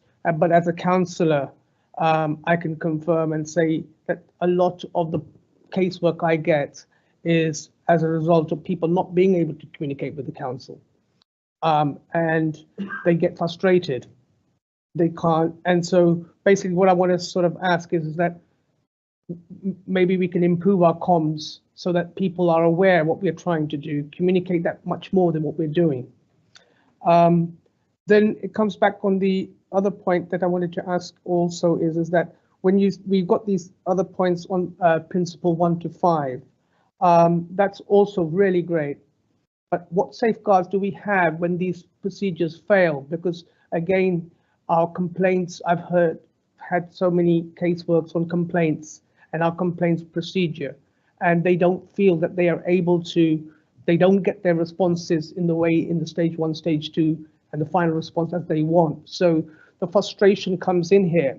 And going back to our previous presentation about the budget, people feel that they're paying more council tax but getting no service from the council. So we really need to express what are we doing to express that we are doing these things in the comm side, and what redress do the residents have, and how can we communicate that redress about the complaints.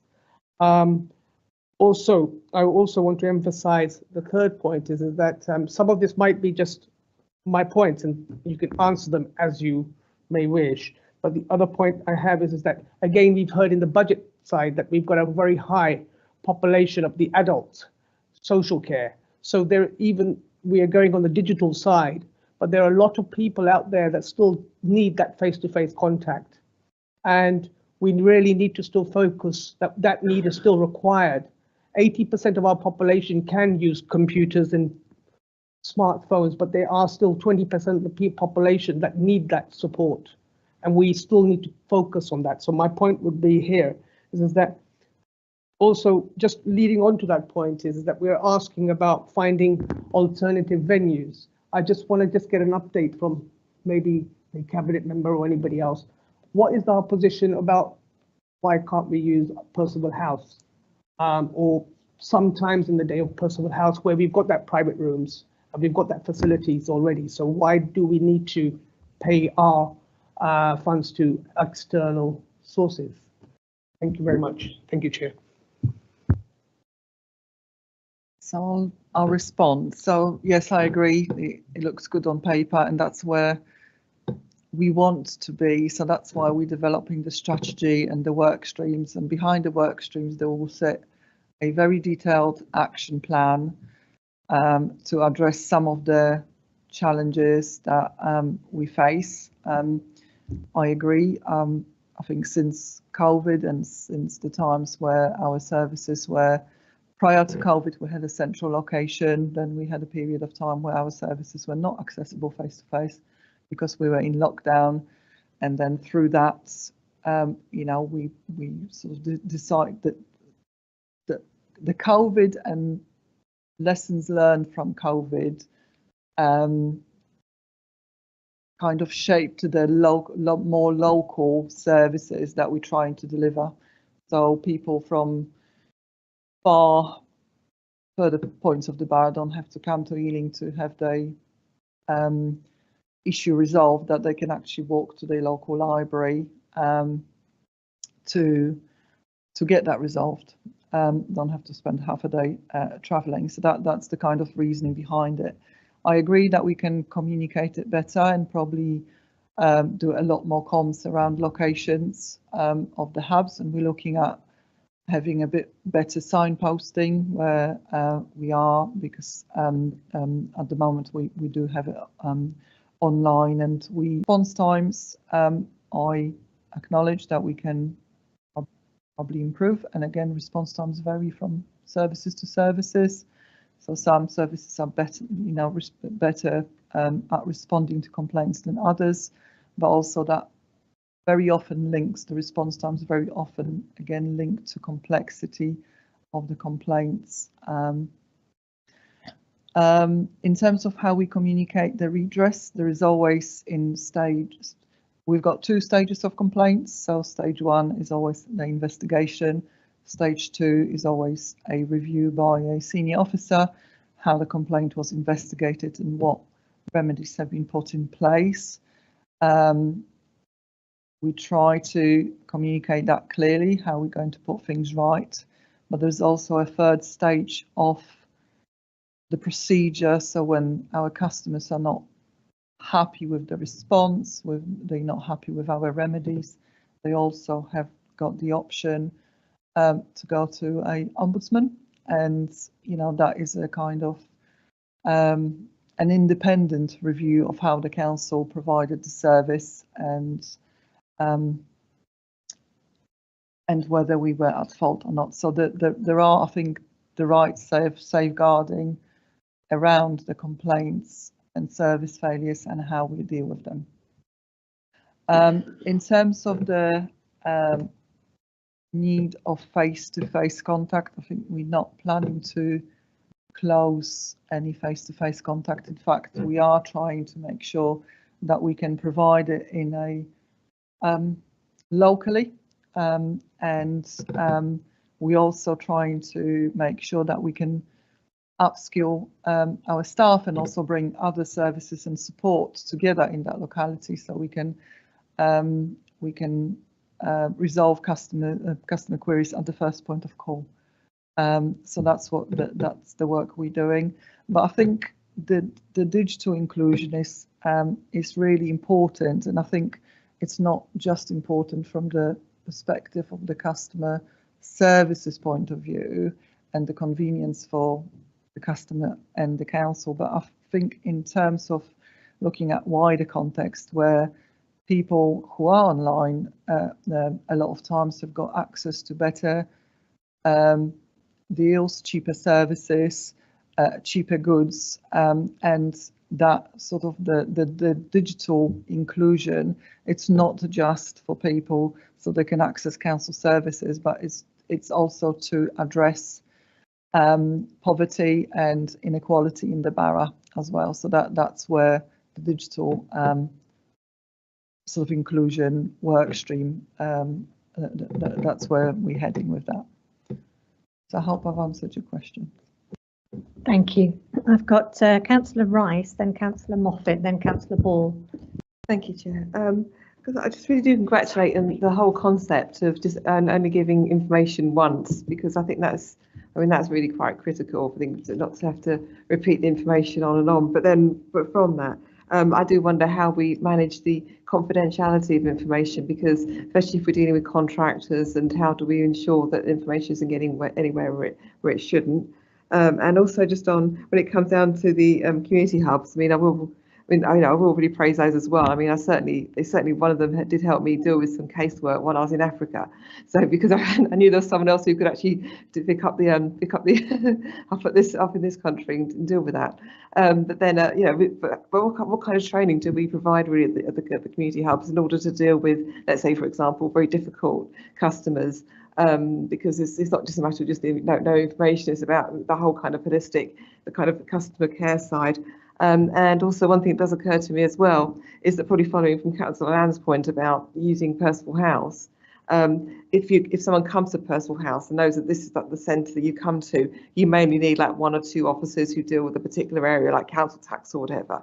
But how do we deal with the challenge if we're going to have hubs all over the place? How do we deal with the fact that we're going to need so many specialist skills in every single place in order to provide a good service? And so, how do we manage that as well? Thank you.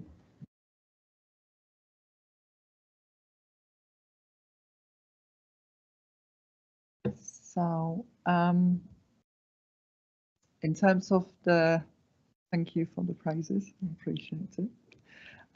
In terms of only giving information once, this is a quite a complex subject, because data sharing is a complex issue, and my background is in benefits, so gosh, we do ask a lot of information from customers at times, but there are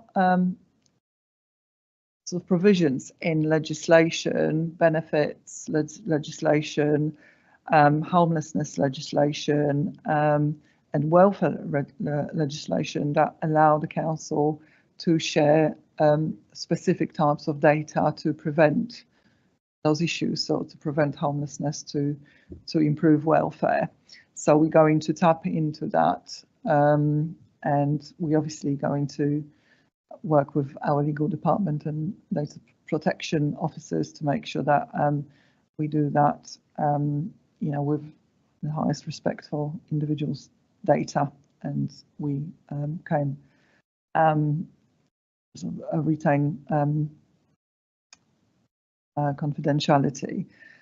In terms of contractors, I think we will have to very carefully look at that, and there might be an option where we ask customers for permission to share the data, and only then the data will be shared. So we might, in certain cases, we might end up with situations where customers do not allow us to share the data with contractors, and that is also fine, and we will respect that. In terms of logistics, that will also require probably us looking at some complex ICT systems. So there might be some investment required, but I do think that benefits to us in terms of save time, efficiency, but also benefits to customers, you know, are worth that, and it's not something that will probably be a quick win. We might start with a couple of services and then kind of grow the pool of services that share the data. So that's the sort of logic behind it. So I hope that answers the query about the data sharing. In terms of the hubs and training that our staff receives, we provide various training, and it kind of varies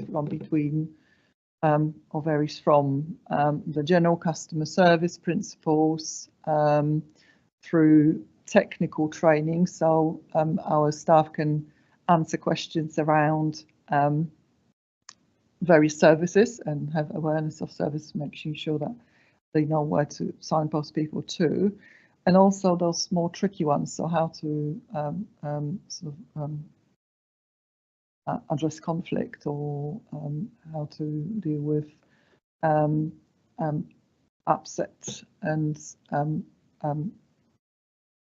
irate customers, to kind of how to diffuse the situation. So we do provide that training.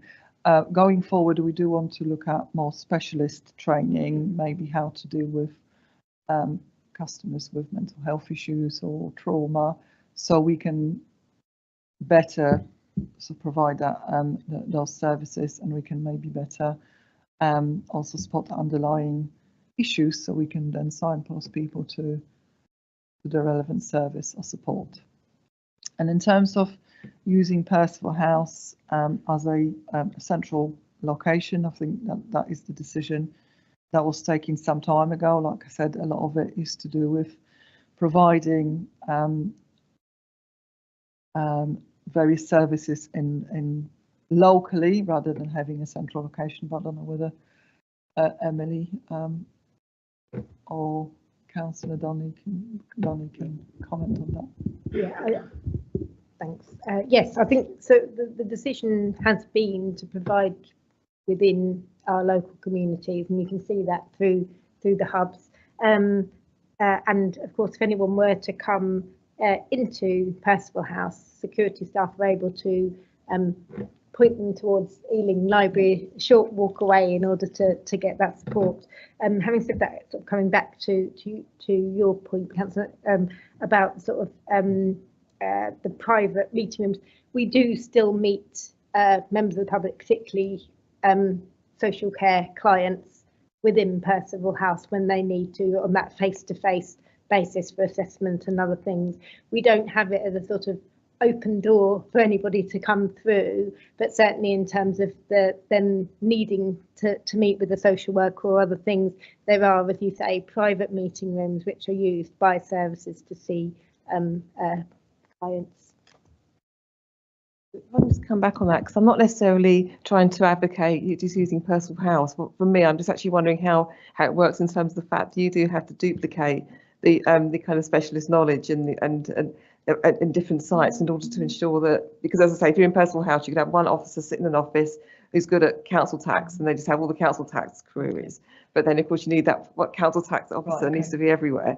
So yeah, it could be a challenge. It's a very different level and type of service that we provide. So when we were providing services within Percival House, we had a benefit officer, we had a council tax officer, we had a parking officer, we had a housing officer, and we had 5 or 6 different officers kind of. And if I came to Percival House as a customer with 3 queries, then I had to go and see 3 different people and speak to, and wait in 3 different queues. What we're trying to do now is upskill our staff so they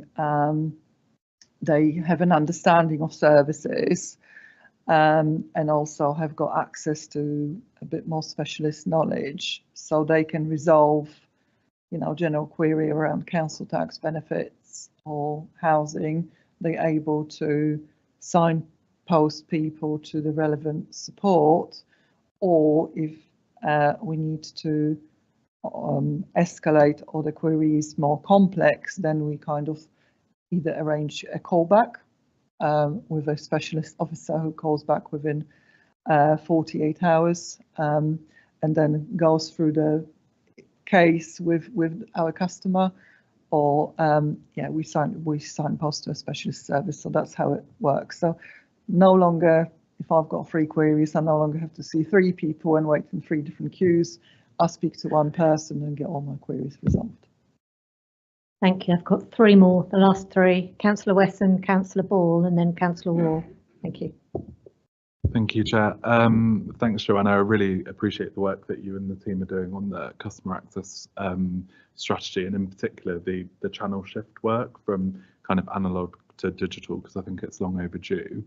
So I have 3 questions. The report mentions the need for kind of standardised service expectations across directorates, which I think is to be welcomed.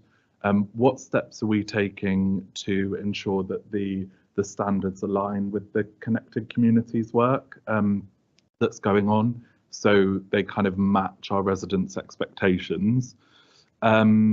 Residents have also reported to me a noticeable difference when they contact the contact centre over the weekends compared to on weekdays. So what measures